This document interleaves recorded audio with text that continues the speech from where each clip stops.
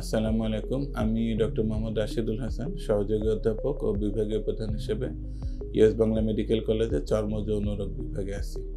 এছাড়া মেরুল বাড্ডা ল্যাবেড এবং রামপুরা বনশ্রী ফরাজি হাসপাতালে চেম্বার করছি। আজকে একটি বেশ কমন এই টপিক নিয়ে আলোচনা করব, যেটাকে মেডিকেলের ভাষায় আমরা বলে থাকি জ্যানথেলেজমা। আর এটাকে আমি যদি আমার দর্শকদের জন্য একটু ব্যাখ্যা করি, দেখবেন আমাদের অনেক পেশেন্টের ক্ষেত্রে চোখের পাতায় হলুদ হলুদ স্পট পড়ে থাকে, দুই সাইডে চোখের পাতায় এরকমভাবে হলুদ স্পট পড়ে থাকে, যেটা অনেক সময় একটু বড় হয় বা মাঝারি হয় বা ছোট হয়, এবং দেখতে কিন্তু বেশ খারাপ লাগে যখন কসমেটিক প্রবলেম হয়ে থাকে।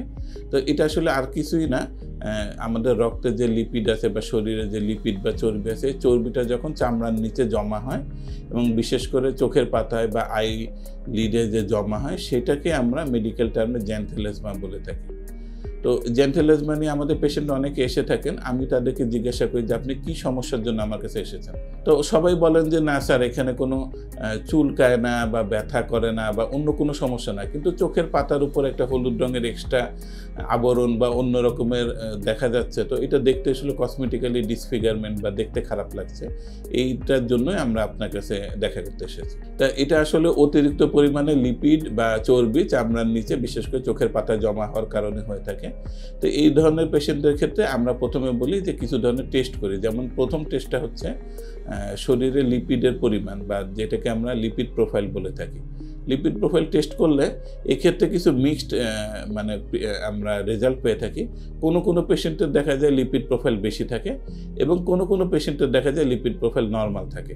তো পেশেন্টরা বলে যে স্যার, আমার তো চর্বির পরিমাণ ঠিকই আছে, তো তাও কেন চর্বি জমলো?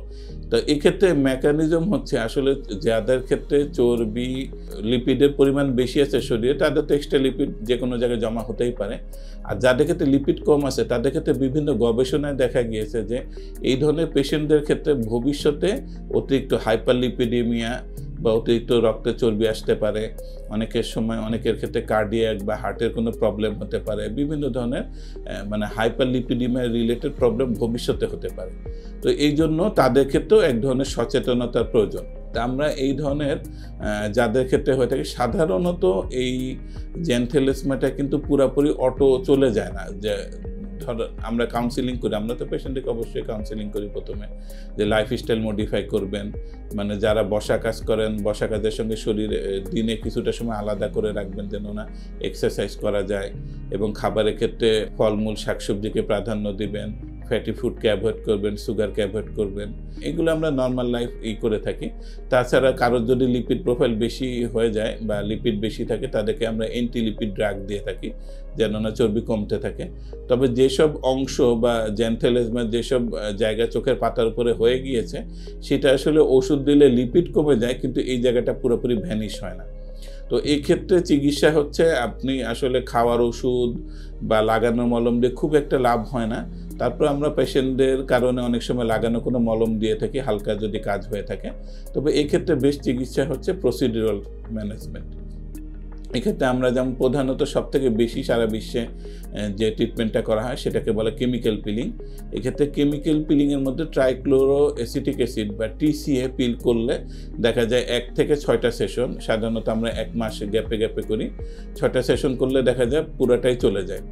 কোনো পেশেন্ট বলেন আমি কেমিক্যাল পিলিং করতে চাই না, তাদের ক্ষেত্রে আমরা এক্সিশন করি। আমরা কসমেটিক সেলাইয়ের মাধ্যমে ওই জায়গায় হলুদ জায়গাটা অংশ কেটে দিয়ে পুরো কসমেটিক সেলাই দিয়ে মিলিয়ে দিই, যার ফলে কোনো দাগ থাকবে না ইনশাল্লাহ।